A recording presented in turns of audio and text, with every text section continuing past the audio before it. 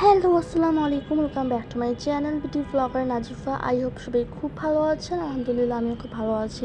রমজান মাসের করা last video আজকে আমার শেষ হতে যাচ্ছে। এই কয়েকটা দিনের সবগুলো ব্লগ আপলোড করতে পেরে অ্যান্ড আপনাদের সাথে শেয়ার করতে পেরে আমার খুবই ভালো লাগছে।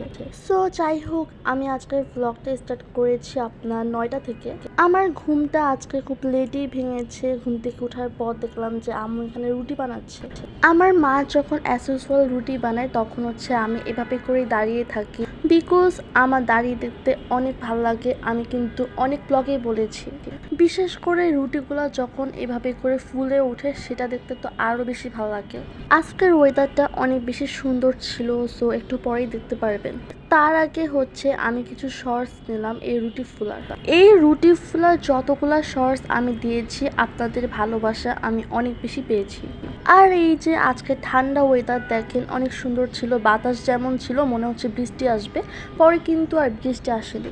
আর বাই দ্য ওয়ে আমার দাদু নিজের করা নারকেল গাছ এখন শেয়ার করছি। গাছ থেকে আজকে ডাব পাড়া হবে। সো প্রতি বছরই যখন এমন করে ডাব পাড়ে তখনই আমি এসে দাঁড়িয়ে দেখি। আমার এই জিনিসটা দেখতে অনেক বেশি ভালো লাগে। সো আমার সাথে আমার ভাইও ছিল। সব সময় আমি এই দিনটির অপেক্ষায় থাকি যে কবে দিনটি আসবে অ্যান্ড আমি দাঁড়িয়ে দেখতে পারবো। আর এই যে যতগুলো ডাব দেখতে পাচ্ছেন সবগুলোই আমার দাদুর নিজের করা গাছের। দুই একটাতে নারিকেলও ছিল। বাই দ্য ওয়ে মাঝখান দিয়ে আম্মু সেমাই রান্না করেছিল। আজকে যেহেতু রমজান মাসের লাস্ট ব্লগ শেয়ার করছি তাই আমার কাছে খুব বেশি খারাপ লাগছে। তাই আম্মু আজকে ইফতারিতে অনেক স্পেশাল কিছু রান্না করেছে। এখানে হালিম ছিল, তারপর সেমাই রান্না করেছে অ্যান্ড আরও কিছু আছে, লাস্টে দেখতে পারবেন।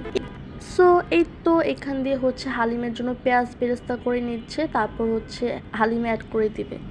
আপনারা কে কোন হালিম খেতে পছন্দ করেন অবশ্যই কিন্তু জানাবেন। কে চিকেন পছন্দ করেন আর কে বিফ হালিম পছন্দ করেন। আমার বিফ হালিমটাই অনেক বেশি পছন্দ ছোটবেলা থেকে।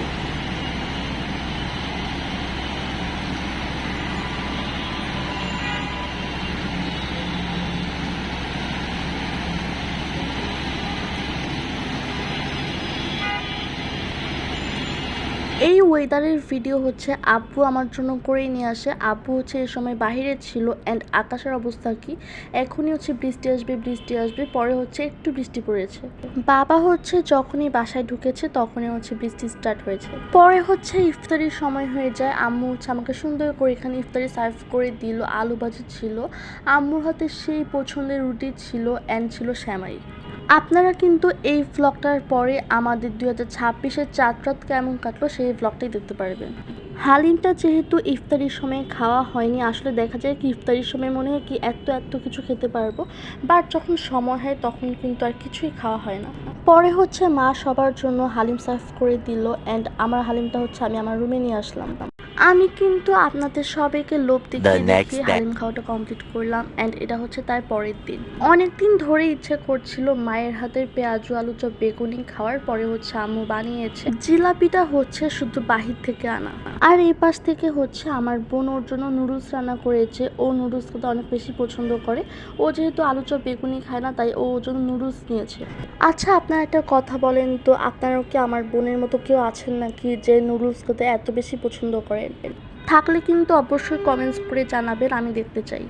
বাই দ্য ওয়ে কালকে যেহেতু দাদুর গাছ থেকে ডাব পাড়া হয়েছিল, এখানে আম্মু সবগুলো ডাব কেটে নিয়েছে, কিছুটা কাটা হয়েছে আর কিছুটা বাকি। পরে দেখলাম যে একটাতে নারকেল ধরেছে।